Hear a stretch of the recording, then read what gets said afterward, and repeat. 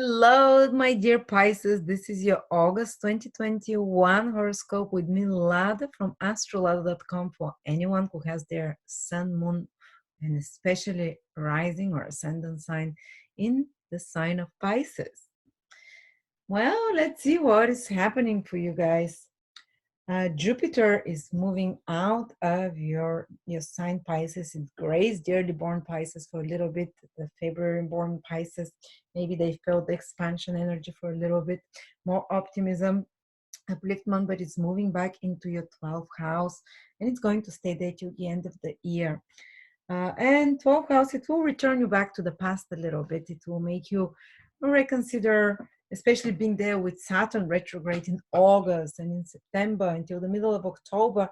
It will be a time where you're turning back to the past and maybe rethinking the past and what is worth leaving. And there'll be certain endings as well. This 12th house, but it with Jupiter there, it allows you to complete those endings without sorrow, without you're ready for them. It's endings that you're something you're ready to let go of. And you probably are very aware by now if you're a Pisces, because Saturn has been in your 12th house already for almost a year, Jupiter for quite a while as well. You've been aware that certain part of your life has to end, certain behaviors, patterns.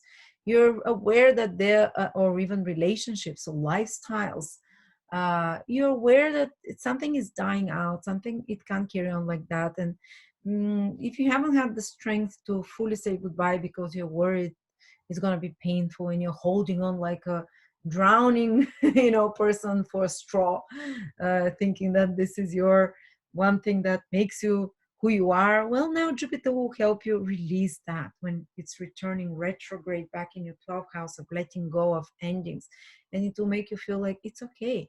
You can close your eyes, you can die, but it's going to be a rebirth after that. Don't worry. Because we need to let go first before the new things are given to us. And from next year, at the end of this one, a lot of new things are coming into your life, Pisces. And then again, 2023, when Saturn enters your sign. But now you're first cleaning up the old karmic cupboard. And there might be a lot of things from the past, that August, September to the middle of October, with two retrograde planets in the 12th house of the past. A lot of old skeletons come up back. It's not necessarily to be bad. It might be things that are quite good for you, that have been useful for you in the past, and Jupiter will show you that also what are the things worth keeping in your life, because it will show you that there is still something that you can squeeze out of it some juice that you from past patterns and behaviors, and you can squeeze that last juice from it now. And you can also make you realize, because Jupiter brings deep realization and knowledge of what are the things you really want to keep and what are the things you want to let go, and you help you let go the ones.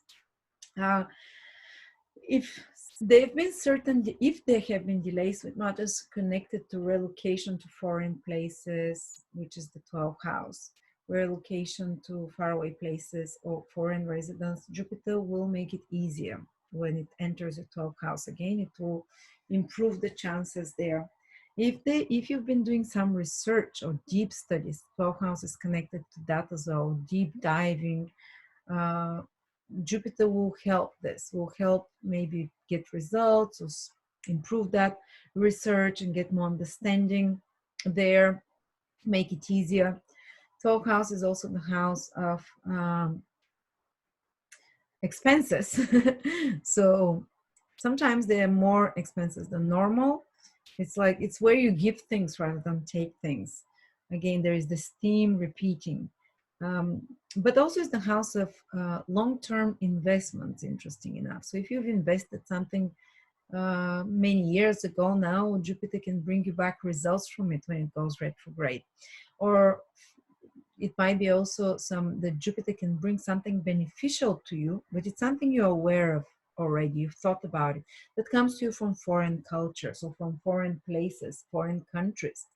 It can also bring an opportunity for you to travel to a foreign place, or to go to a retreat, or to take a break and respite of some sort, because Saturn, when in the 12th house, makes it very hard for you to allow yourself to rest because of work and due to responsibilities. Jupiter will make this easier.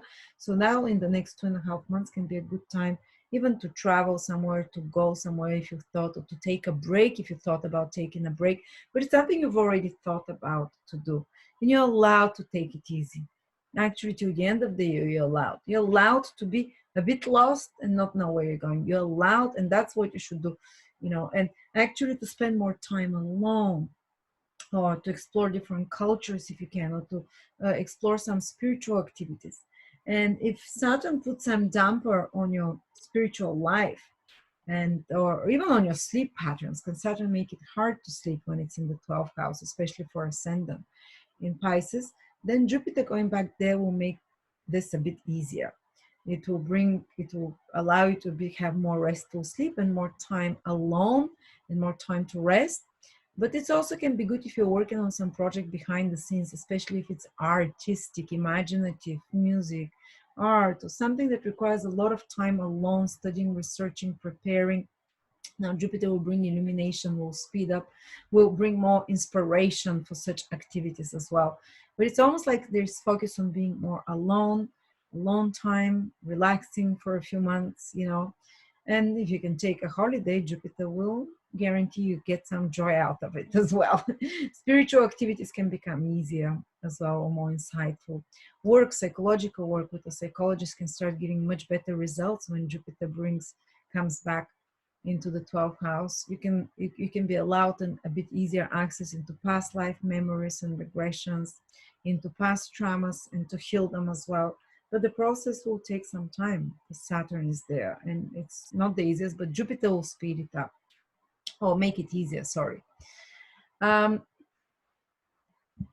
let's see. And I want to tell you, I had Jupiter and Saturn in the 12th house last year, and I kind of felt a bit confused and lost, not sure which direction to go. I was working on a project behind the scenes.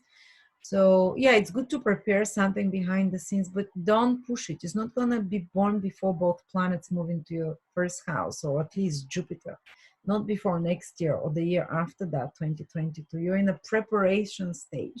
You're ending something out, starting to shift your mind, maybe envision, imagine, daydream more. These are good things to do. Prepare, deep research studies, travel a little bit around to shift your perspective. But also there is a huge focus, specifically in August. This is a bit more long term. It's Jupiter in your 12th house, but you'll notice that there is a more focus on your work. There is a new moon in your 6th house, and there can be a little bit of a tension. You want to rest a bit more. You want to retreat into your own world to basically to get in touch with your soul, give yourself some soul time, or just rest time. But at the same time, August is calling you that there's some duties and responsibilities, some tasks and errands to be run. This is the 6th house, and you can't avoid those as well. So there can be some tension between your desire to relax, let go, and uh, you know your duties, responsibilities, work. And there can be a renewal of your work around the new moon in Leo, like a new career project, or a new workout exercise or routine, or renewal of your motivation to exercise and to work out with the new moon in your 6th house as well. And also new work project, new career project, as I said. Um, and but you start feeling that more and more the energy is moving this month in August into relationships. Yes, there is some focus on health, on routines, and on work, but you notice that there are a lot of planets and into your 7th house. Venus is there, Mars is there the whole month. So, and especially till the middle of the month, Venus is there as well in your 7th house. So this can be it can quite excite your love life or your relationships with others. It can create more passion, even for some of you, more desire as well. And especially if you have some important relationships or negotiations or contract or agreements or collaborations with others, try and do it till the middle of August, because Venus is still in your 7th house and it's helping you, anything that you're doing with another person, to be more smooth, to be more to have more compromise there, to have more agreement. After that, after the middle of August, Venus leaves your 7th house. So it just Mars stays there, so it will be more difficult with relationships. There will be more competitiveness. There will be a little bit more clashing with each other. But if you try to do all agreements, contracts, collaborations till the middle of August, they'll go quite smoothly. After that, just be cautious. It might be some rough spots there, but again, you can be very active with others because Mars continues to be in your seventh house till almost the end of September. And you can notice that other people that you're attracting, more ambitious, more driven people, more feisty people ready to fight with you. You can notice that you can have fights with clients, with partners, marriage partners. So you can see that your partner is more motivated, more active as well. You can find them more sexy on the positive side, with Mars there, and more attractive till the middle of the month. After that, it gets a bit more rougher.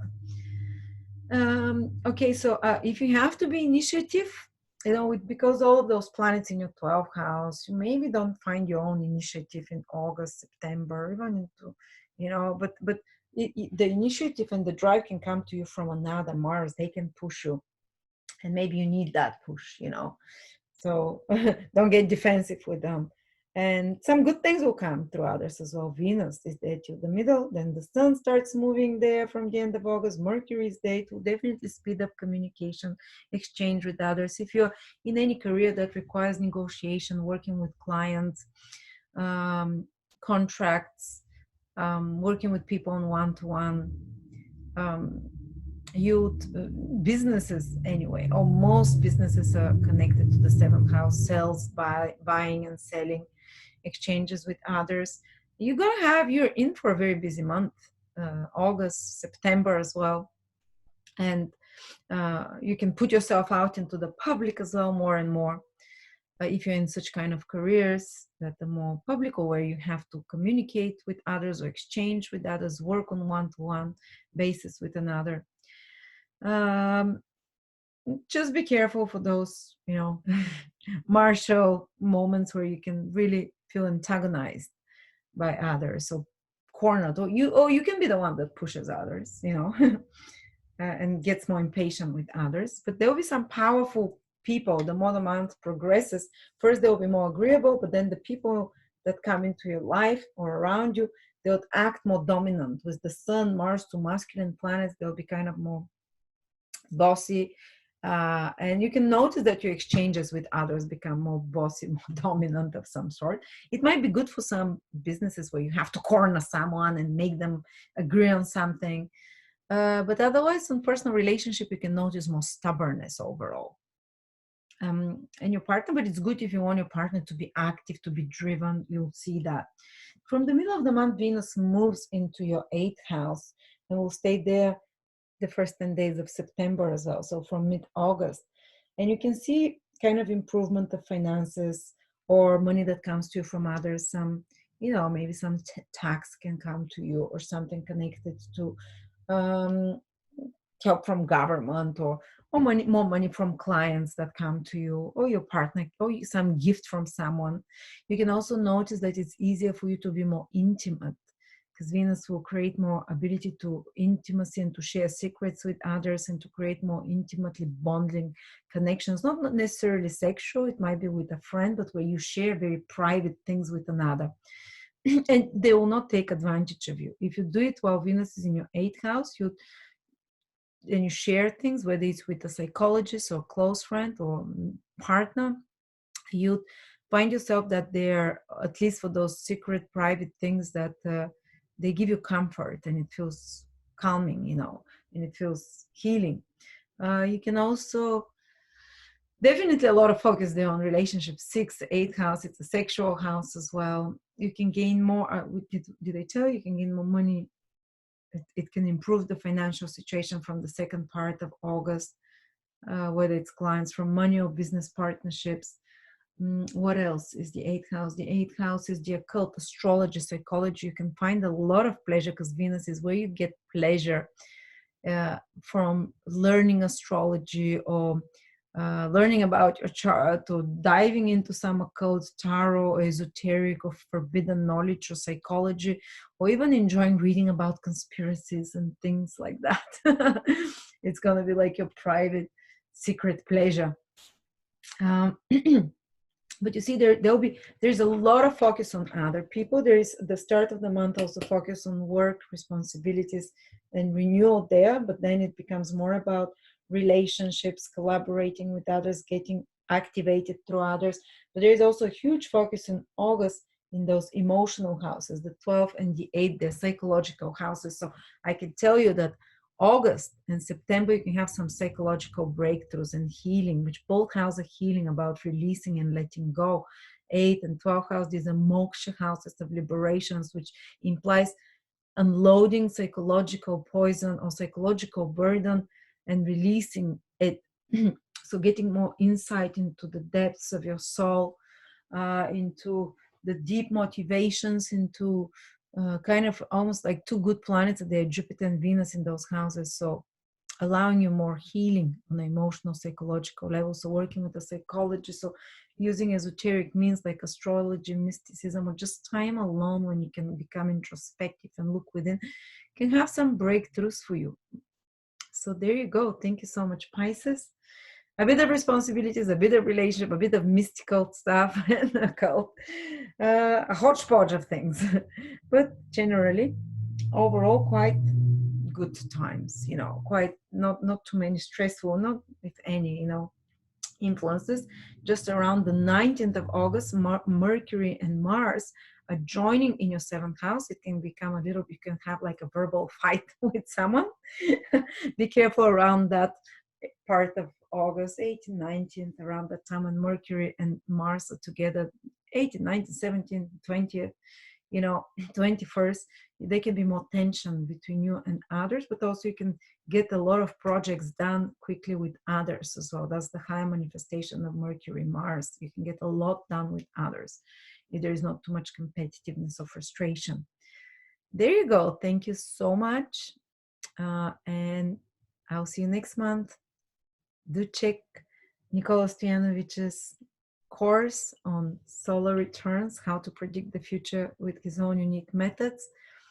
We're the only website in the world that has his videos, and his proceeds go to his family. Thank you so much.